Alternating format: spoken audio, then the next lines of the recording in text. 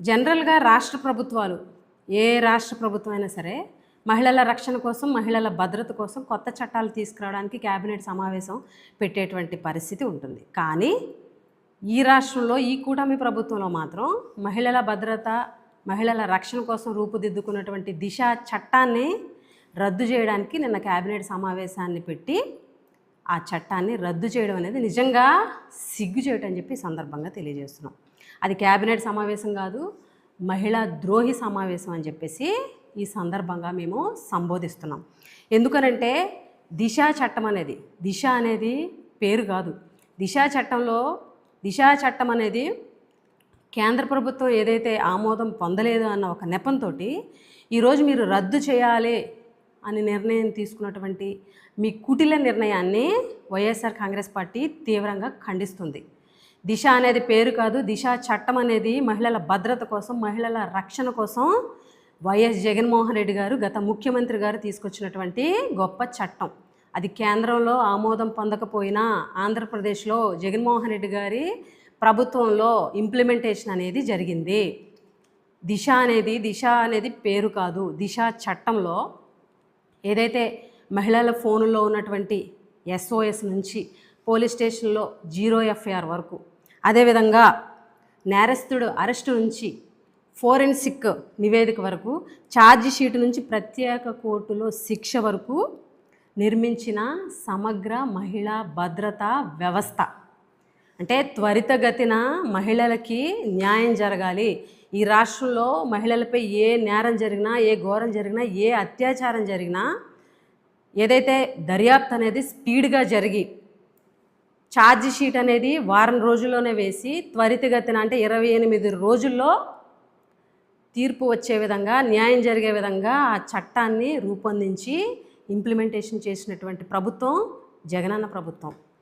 ఈరోజు అటువంటి చట్టాన్ని కేంద్రం ఏదైతే కేంద్రంలో ఆమోదించబడలేదు అని ఒక నెపంతో రద్దు చేసేటువంటి నిర్ణయం తీసుకున్నారు. అసలు దిశా చట్టాన్ని జగన్మోహన్ రెడ్డి గారు ఈ రాష్ట్రంలో అమలు పరుస్తూ అందులో ఉన్నటువంటి అంశాలు, దిశ యాప్ అవ్వచ్చు, దిశ పోలీస్ స్టేషన్లు అవ్వచ్చు, ఫాస్ట్ ట్రాక్ కోర్టులు అవ్వచ్చు, పెట్రోలింగ్ వెహికల్స్ అవ్వచ్చు, 0 FIR అవ్వచ్చు, 7 రోజుల్లో ఛార్జ్ షీట్ అవ్వచ్చు, విచారణ వేగవంతం చేయడానికి తీసుకున్నటువంటి చర్యలు అవ్వచ్చు, ఇవన్నీ కూడా మహిళల రక్షణ పెంచింది, మహిళల భద్రత పెంచింది గత ప్రభుత్వంలో. దిశ యాప్ ద్వారాగా ఈ రాష్ట్రంలో 1,51,00,000 మంది ఆడపిల్లలు దిశ యాప్ని ఇన్స్టాల్ చేసుకున్నారు. అదే దిశ యాప్ ద్వారాగా చాలామంది ఆడపిల్లలు రక్షింపబడ్డారు. ఉదాహరణకి ఒక అమ్మాయి ఈవి టీజింగ్ ద్వారా ఇబ్బంది పడుతుంటే దిశ యాప్ని యూజ్ చేసి SOS బటన్ నొక్కడం ద్వారాగా 8 నిమిషాల్లో పోలీసులు అక్కడ చేరుకోవడం వల్ల ఆ పాప ఈవి టీజింగ్ నుంచి రక్షింపబడింది. అలాగే చిత్తూరులో ఒక లేడీ అర్ధరాత్రి SOS బటన్ నొక్కితే పోలీసులు వెంటనే వెళ్ళి ఆ నిందితుడిని అరెస్ట్ చేయడం జరిగింది. అలాగే ఒక ప్రెగ్నెంట్ లేడీ డెలివరీ టైంలో అంబులెన్స్లు అందుబాటులో లేకపోతే, అంబులెన్స్ రెస్పాండ్ అవ్వకపోతే దిశ యాప్ ద్వారా SOS బటన్ నొక్కి పోలీసుల సహాయంతో హాస్పిటల్లో జాయిన్ అయ్యి 12 బిడ్డకి జన్మనిచ్చింది. ఇలాంటి కేసులు SOS ద్వారా, దిశ యాప్ ద్వారా రక్షింపబడ్డ మహిళలు ఎంతోమంది ఈ రాష్ట్రంలో ఉన్నారు.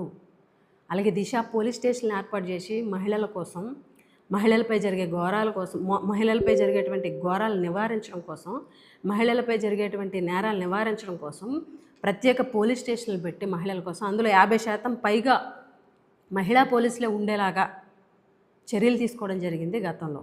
అలాగే ఈ రాష్ట్రంలోని జగన్మోహన్ రెడ్డి గారి ప్రభుత్వంలో దిశ చట్టం అమలులో భాగంగా 0 FIR అనేది